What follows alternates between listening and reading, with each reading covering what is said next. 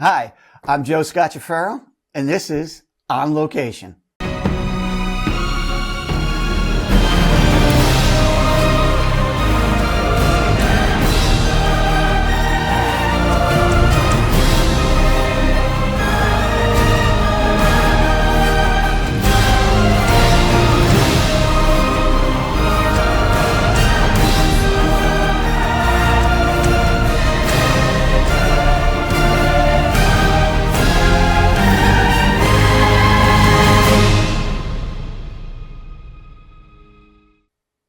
All right, my next guest is currently the senior editor at Vice Network. I've known him most of my career, so I know for a fact he was never, oh, I'm just going to do this, then that's going to happen, and then I'm going to do this, and then I'm going to become the senior vice president at the network. He started out uniquely running the local community access TV station out of a police station.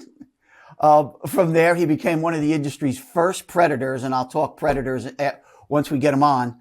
And for the past 20 years, he's never stopped advancing his career by basically learning new skills, talents, and continually making new connections. So welcome, Mike Debbie. Hello, hello. Thanks for having me. It's great. I'm so glad we got a chance to reconnect. As I said, we've known each other forever. But there's been gaps of time where you kind of been doing yours, I've been doing mine. We just started talking before we went on the air, and I'm going to jump back to it, about how hard or how stumble around this industry is to move along. You've found that to be 90% of your career, correct? Yeah, essentially, especially as a freelancer, there aren't, maybe there are now, and I'm not super connected to them, but there just really were never resources and places where you could go to ask, how do I navigate this particular job? I'm having trouble with this client. How do I figure out how to move past? It just wasn't there. And yeah, like we were saying,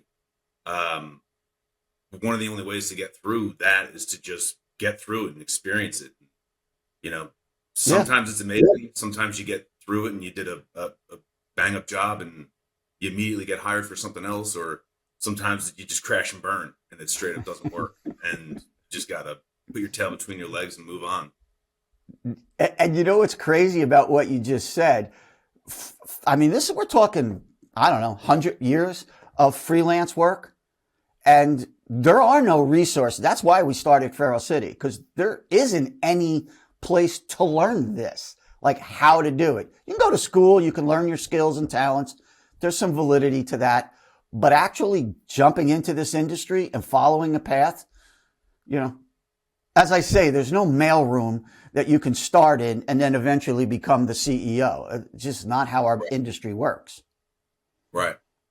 Yeah, I've always had issues with myself with asking for help, and I always wanted to figure out how to do it on my own, and more so earlier in my career, and I always felt earlier in my career that, like, if I did ask for help, it showed that I didn't know what I was doing and I wouldn't get booked again for this job. But now that I've been doing this 15 almost 20 years, it's like I love asking for help all the time, and I love just picking people's brains and little side projects I'm working on here. Hey, what do you think of this? Is this work? Is this funny? Is this not? And just taking in the feedback. And I feel like that's helped me more so now in my career. Yeah, let's talk about now. So you're at Vice. You've been at Vice for a while in various forms. You actually walked into Vice almost in the beginning, right? I would say, from what I remember. Yeah, it was essentially when their video platforms were really taken off. They had just they had been on air with Vice on HBO, maybe 2 or 3 episodes. When I saw that Vice was actually on TV, I said, oh, wow, look at this. Vice is really taken off. And I just went to their website, applied, didn't hear a single word for about 6 months. And then out of the blue, I got a call. They were like, hey, we're blowing up. We need editors. Can you get here? And, thankfully I had some time, and that was like 2013 when that happened. They were just getting like huge injection of cash, and they were looking to throw it around, and they did, and we made a lot of So stuff. as you've grown with them, and you're still freelance, right? You never went staff? Technically, I'm freelance. I never went staff. I don't want to call it permalance at this point, but I get booked fairly often enough with them that they're essentially, my main client. Oh, nice. So tell me, what's a day in a life? Like, what do you do as an editor with them? How do you get projects? How do you get assignments? Um, it's really just through the network. I'm not really. I mean, I'm assigned a project. If I'm available, they'll ask me, "Hey, do you want to work on this? Do you want to work on that?" And if I'm available, I can book it, and we'll start. There's a post production supervisor that's attached to every job, and they're in charge of budget, scheduling, more so scheduling, and they stay on top of the entire team as a whole, make sure we're hitting the deadlines. Um, but yeah, I mean, usually when a job is nearing the deadline, they'll have another project to hopefully just roll me right into. Sometimes there's some gaps in between, a couple days, maybe a week. There's also been months in between where there's been no work. So that's when the scramble hits, and you're like, oh man, I got to go find something else now. That's What the freelance. That's the freelance what life. does a project look like when it comes to you? Like, what do you get? What storyboards, videos, I usually producer? I'll get like a PDF deck that has explanation, maybe a 7 to 10 page explanation of the entire project, what they would like to do, what they plan on doing, and then I usually get all the footage and realize that they couldn't get 90% of what they wanted to do. So that becomes a huge part of my job, because I'll read those production decks and I'm like, okay, this is cool. They're gonna go A, B, C, D. Here's the storyline. And like I said, I'll get the footage and they're just like, yeah, something blew up in production and we couldn't shoot here. We had to quick run over here and get this shot, and the sun was setting, so we couldn't get this shot. And that's a lot of the times they just kind of leave it up to me to figure out how to make it work. And that's really the fun in editing.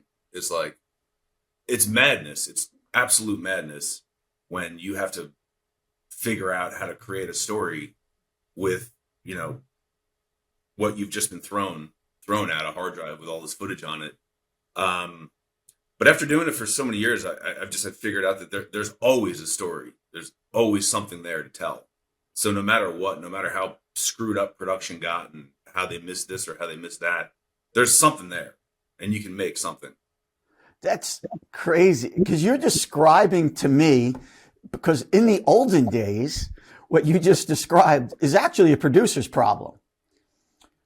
Producers responsible in the olden days to go from shot to shot and put it together. And then the editor would sit with you and make it happen pretty, make it happen smooth, carry the flow, make the style work, put all those nuances on it.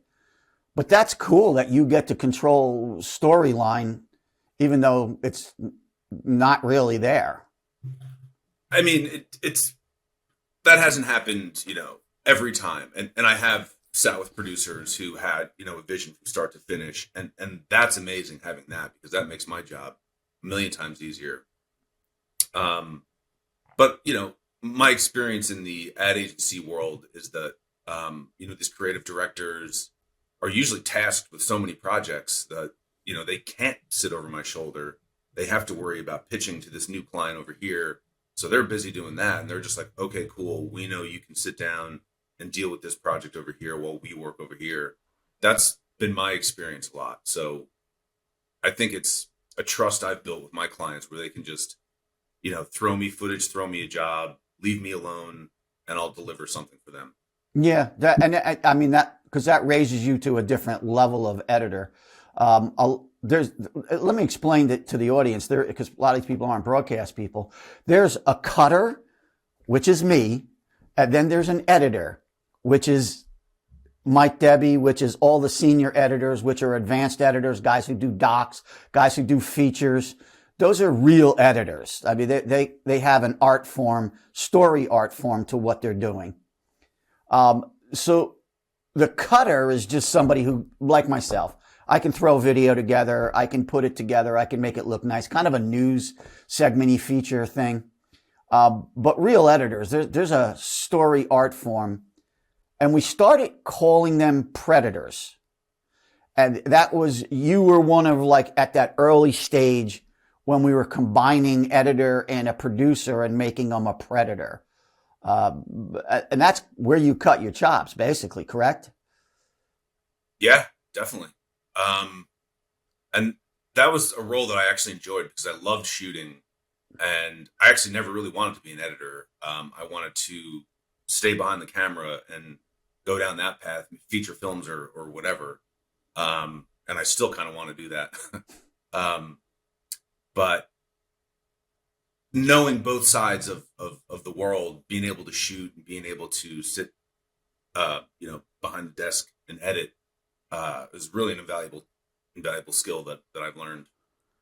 So speaking of skills and talents, where and how do you where do you chase down new talent to always be on that cutting edge? I mean, Google's your friend, YouTube. And there's a lot, there's a lot of resources out there, videos, tutorials and stuff. They're scattered all over the place, and you kind of have to dig, and you have to keep your ear to the ground and see who's doing what, communicate with your network, ask who's using what, and then, figure out if you need to learn that or if you need to actually use it. I've been bouncing around a couple software programs now, figuring out if I should learn that. DaVinci Resolve is the big one now, and I've been kind of going down that rabbit hole. But you really, on top of just learning stuff, you have to just do stuff. You have to, if you want to edit videos, you have to just edit videos, and right, and show them to people and get feedback. And so, well, you mentioned Google and you mentioned YouTube and you mentioned, there's all these new apps. And I mean, you came in tail end of Avid, if I remember correctly, right? And Final Cut was kind of making the big digital inroads at that time. But you've seen programs keep advancing and keep changing and alter. Have you had to step out and do like After Effects or Photoshop and, things that aren't directly video editing? Yes and no. When I think of After Effects, I think of like, an animator who's creating this, wild graphic that'll fly across the screen. I don't do that. I cannot do that. But I can certainly go in and change the color of the background or change the font or something and maybe move it slightly. So I've had to do a lot of that. And that's super useful to just know how to navigate the program. I can navigate After Effects pretty well, but in terms of building any type of animated motion graphics, I definitely leave that to the pros. So there's a level, right? I mean, that's what I'm saying. You kind of dabble in things, pick up as many tools and tricks as you can, but don't worry about mastering everything. Yeah, and it's nice because I think the level that I'm at now, nobody expects me to do everything, to be a one-stop shop. Like all the jobs I get booked on now through my network, they know that I'm just an editor, and they know that they don't expect me to do all the graphics. They don't expect me to do the sound mix or the color correction. They budget for the pros to do it all, and I love that because they can all do a much better job than I can. I want to jump back to the storytelling for a minute because that is a kind of a nebulous thing. It's an art form that I can't say you can't learn it, but you can't learn it. You have to come at it you have to have a sense of it. Where did that evolve from you? Let me give you an example. For me, it came out of music. It came out of songwriting. It came out of playing. You recognize that a song is a story. And then I'm a natural story writer. So for me, it wasn't that traumatic for me to jump into visual storytelling. It was just another medium. For you, where's the core part of that? Yeah, it was a much bigger struggle for me to sort of understand and learn story because I'm not a natural writer. I do at this point. I consider myself a musician. I've been playing a lot of guitar later, and I've been making music in the last couple of years. But years before that, I wasn't making music, which I think is huge for storytelling and understanding rhythms and stories and how music flows. But it just took trial and error to sort of feel. You really have to feel what would work and what doesn't work, what sound bites work, and just the maddening amount of hours I've taken trying to finesse sound bites to make them sound perfect to get the sentence I want to hear. That for me was just trial and error, and I feel like my ear has really been sharpened for what I want to listen for now. And I got to interrupt you because you just hit on three things that I want to just break down a little bit. So there's a visual story, there's a dialogue story, and there's a sound story, music story. You're responsible for all three of those. Yeah. And somehow have to make them blend along with the actual decent story. What's your process with that? It's always dialogue first. Sort of map out.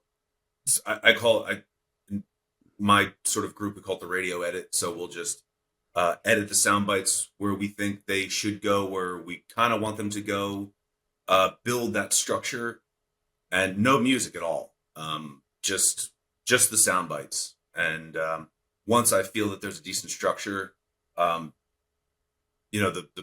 real story comes in when we start adding music in, and that's my favorite part.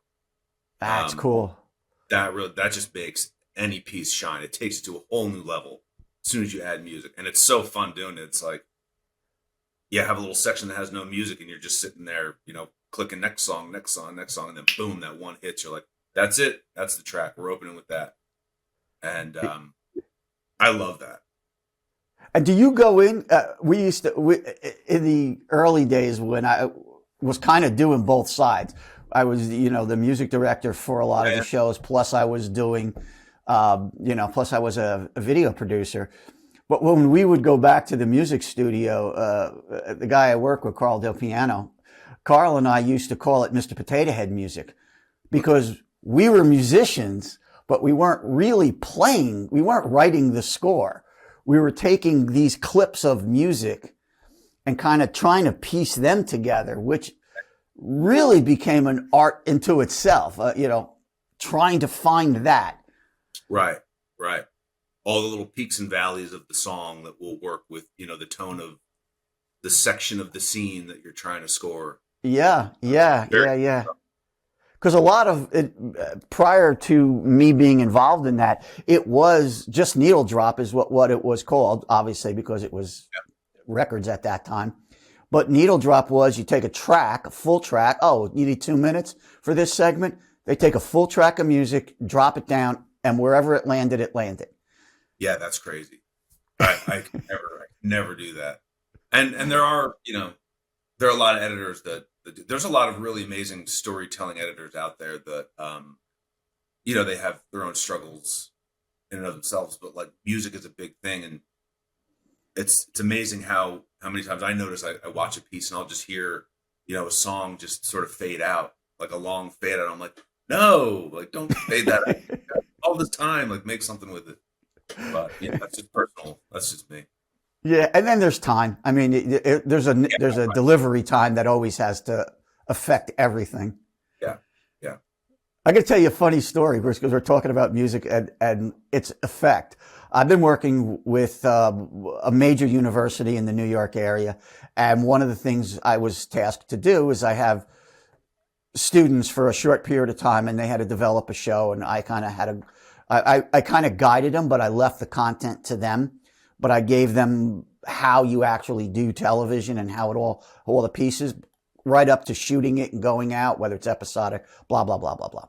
So this one group, they decided, they took on a big challenge. They wrote an episodic, and it was a pretty heavy subject that they wanted to do, and they had to act it, and they had to shoot it, and they had the editing part of it, I left to them, and they cut a nice piece.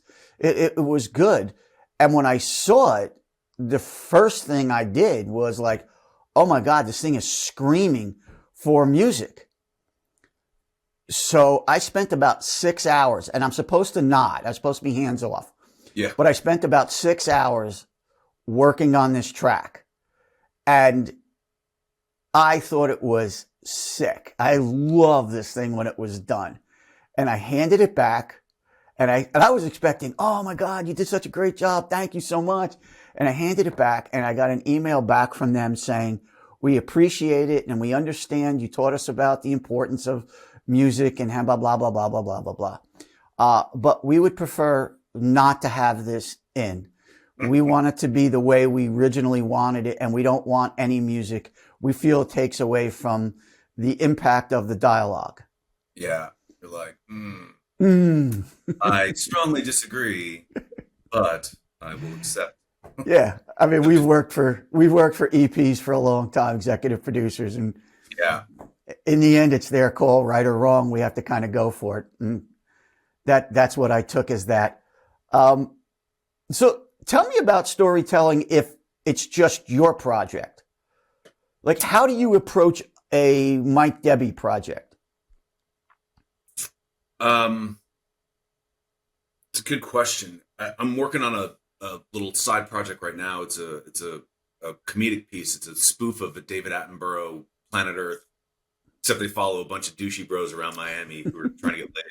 I think it's pretty funny, but I try to approach a project with, I guess, just my instincts, what my instincts are telling me to do. I know that sounds super vague, but No, it's not. I'm smirking because I literally just wrote a whole blog about instincts and hunches, and you have to follow those. yeah. And like I was saying earlier, my instincts have been, honed a little more in these last couple of years, and there's just some things that I know look right, sound right, feel right, and I know what doesn't look right, what doesn't sound right. So right now, honestly, within the last like 2 years, I think I've 2 to 3 years, I've been relying primarily on my instincts to get me through a lot of these pieces. And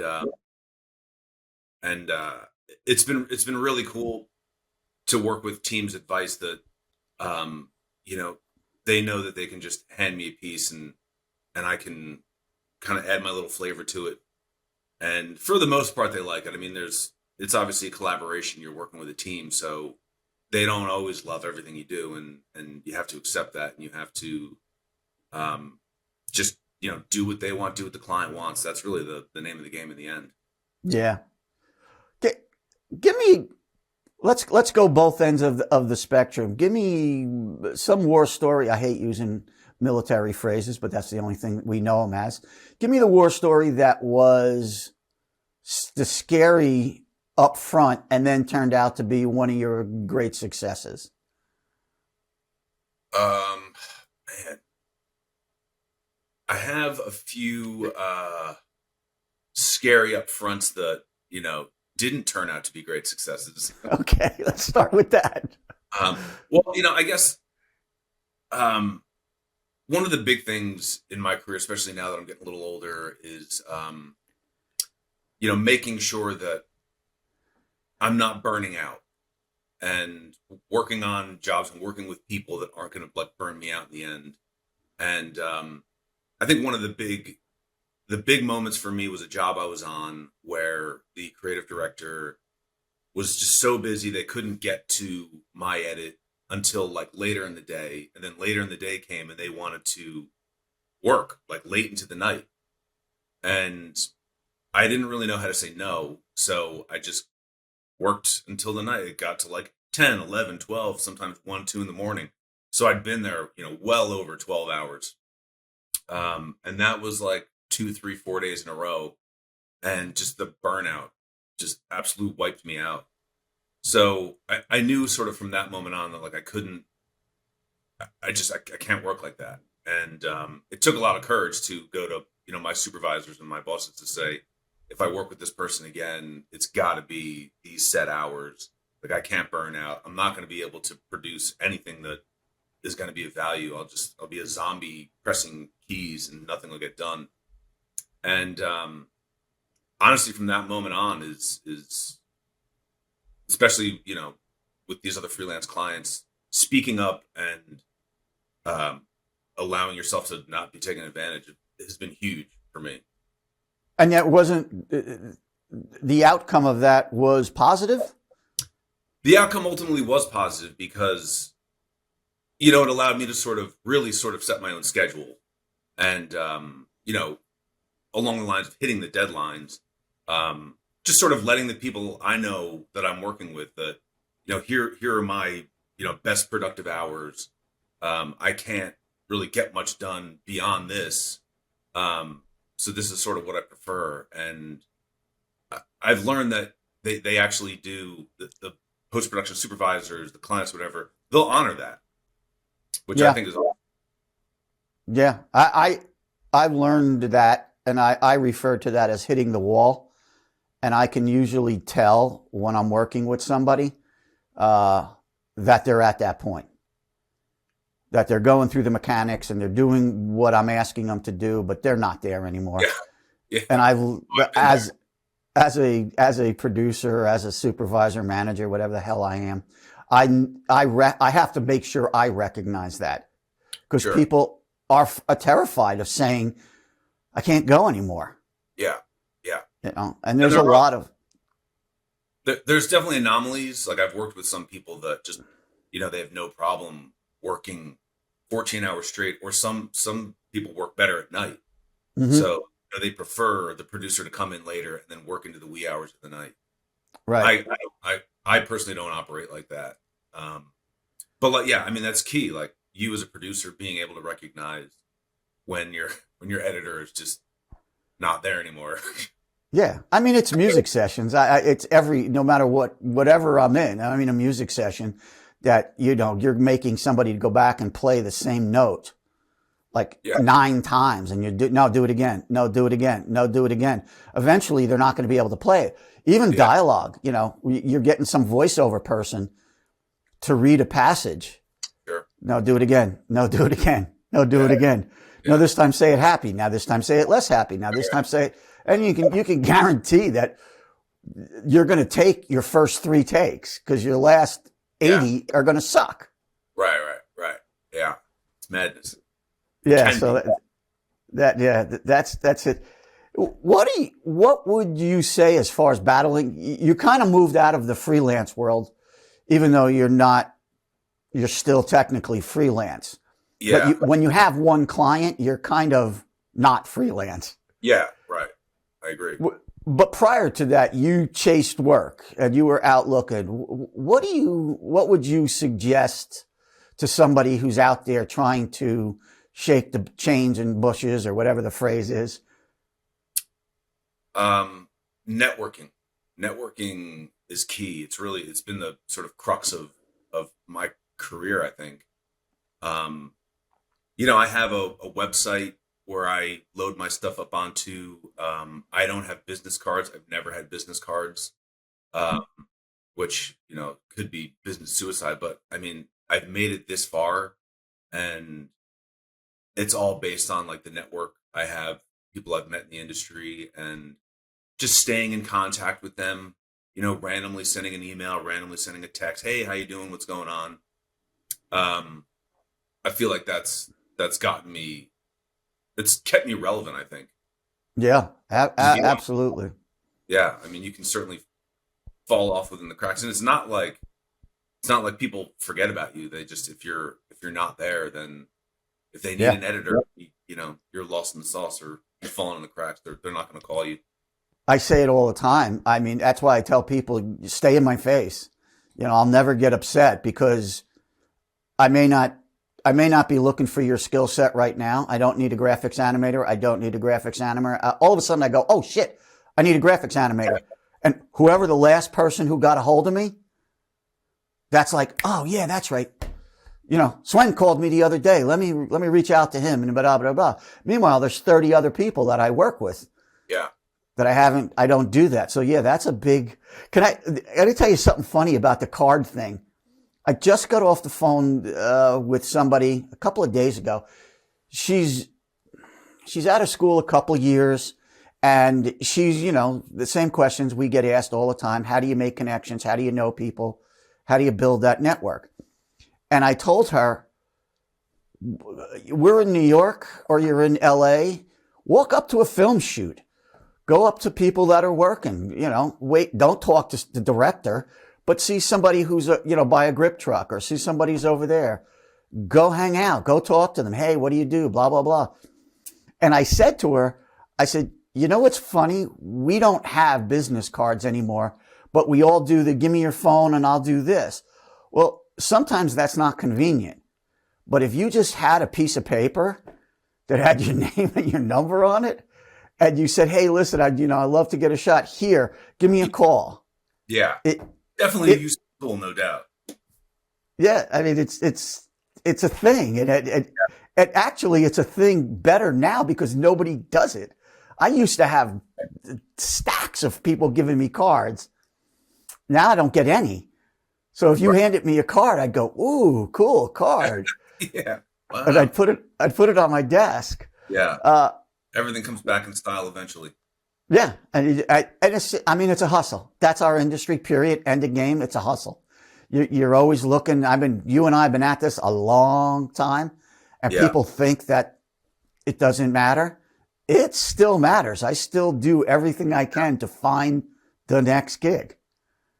Yeah, for sure. And, I like what you were saying about literally just walking up to a film set because you can do that. I mean, it's approachable. Like they're shooting something on the sidewalk and sometimes you have to walk past and, you know, to get to where you're going. And it's funny because, you know, I've lived in Brooklyn for 10 years and they shoot all over the place. And I've noticed I've passed some shoots where like, hey, there's Johnny. Oh, there's Joe. Hey, how you doing? And you just see them on the sidewalk. So you can, you know, meet these people and build a network like that. Become a PA, start from the bottom. Yeah, yeah. I don't leave a show if rarely do I go to a show, but if I'm at a show, my wife just took me recently. We saw Keb Mo, but as I'm leaving, I'll always stop and talk to the lighting director and the front of house guy. Yeah. You don't know. Yeah, you don't know who they are. You don't know who they know. They don't know who I am. They don't. So we're all willing to have a conversation. Right. You know, right. Even big weddings, there's just, you don't know. You never know. Yeah. It's so true. Make have the conversation.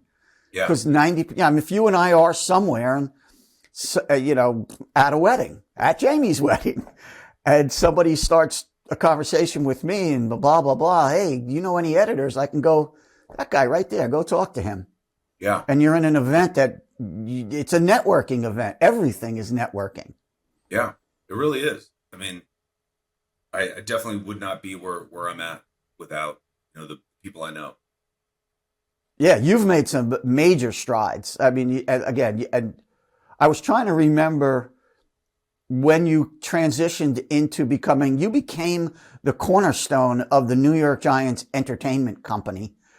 Before that was a real department. You were I think you were the first hire that was there. I mean, my company was in and then we left. We did the shows and then we left. And then you ended up being that person, right? Yeah. Yeah. It was a bit of luck. Not so much skill at that point. But but I had heard about Final Cut. I heard that it was going to be the new editing system. So I had taken a course. It was like a 10-week course in the city, learned it, and then maybe a month after finishing that course is when you hired me to be an intern, and it was basically all downhill from there. I mean, they were like, okay, you guys had been discussing moving to Final Cut for a while, because although Avid is still huge and everyone is still using Avid, there were new games in town. Yeah, and it was also the technology, the cost of an Avid back in those days. If you were tooling up as a post house or an aspect of a post house, you wouldn't go to an Avid because they were just monumentally, ridiculously expensive, and you could get away with Final Cut for 90% of what people needed if you knew how to do it, right? Yeah, they really opened it up and allowed sort of the everyman to, edit, learn how to edit, and it was super user friendly, but also professional and robust, and you could use it in a professional environment. You've mentioned a couple of times doing stuff that you weren't really prepared to do, and you just said, "All right," and then Yeah, how does that work? I'd say I feel like I may have lied a little bit getting into Giants because I really hadn't edited anything. Like I said, I had taken that editing course and I felt super confident and super comfortable with the actual software. But in terms of like editing anything, I really hadn't done much. And the first piece that I had to edit was like a postseason game or a post game recap with Michael Eisen after the Manning Bowl when Eli and Peyton played. It was I think it was a Monday night game. I think I delivered that piece at like 5 a.m. I just stayed at the stadium there and just cut all night figuring out how to. I had so much stuff I had to figure out how to do. I mean, we were still shooting beta back then, so just to figure out how to get the beta into the Final Cut, and there were all types of little weird bugs and quirks you had to work around. So, but I think just being tenacious and getting after it and actually delivering that ultimately sort of rolled into editing career with the Giants and then moving So on. with throughout your career, we all have them. There's crash and burns where you do something and go, man, I'll never work again. this is over. Yeah. Yeah. How do you recover from that? Oh man. Vacation, little alcohol sometimes if you're into that. Yeah, it's crazy. It can be very nuts that this. I mean, I guess any job, if you're put in a really bad position, can be horrible, and just having tools to get out of that, like knowing how to fix your mental when your mental's not right, I think is huge. And exercise is big for me. Whenever I'm super stressed or having trouble focusing, like a good jog or just getting the blood flowing is something that really helps center me. Yeah, we all have, and that's a great point, and thanks for bringing that up because you do have to find that, and you have to find that point at which, okay, if I sit here and keep doing this, I'm not getting anything out of it. So it's not a cheat to go out and grab a jog or go take a walk in the woods or whatever other thing you might want to do to relax. Yeah. It's not a cheat. You need to do that. You need to shut down. Breaks are huge, and it's actually one of the biggest things I love about working from home now. Since COVID, I've been working home on every project, and I have my desk here. I got my stand up desk. I got my little ergonomic pad I can stand on when I'm standing. I got my super expensive chair I sit in, so my back isn't killing me. But it's more so being able to sort of take breaks whenever I want to take breaks, or if I'm just not feeling it, if my head's just not in the edit, or I'm having trouble figuring something out, I can get up and go and just clear my head and do whatever I need to do. That's been a big game changer for me, and I feel like it's made my work much better. Cool. Good. I've had a bunch of aha moments, just like taking a walk around the block, getting a coffee. I'm like, oh, that's it. That's how I'm going to get from there to there. Yes, yes, yes, and yes. And this is a great. We're out of time, but that is a great place to end this, talking about story. Yeah, I agree. Mike, so cool. Great to catch up, and wealth of information, but success after success, and thanks for sharing all that with us. You helped me, man. You got me going from the start, so I owe a lot of it to you. All right, I'll take no credit for that, but okay. If you make me laugh, I'll hire you. If you don't make me laugh, then you got to move on. Yeah, some of things in life. All right, brother. Thank you. Take care. Ciao. Have a good one.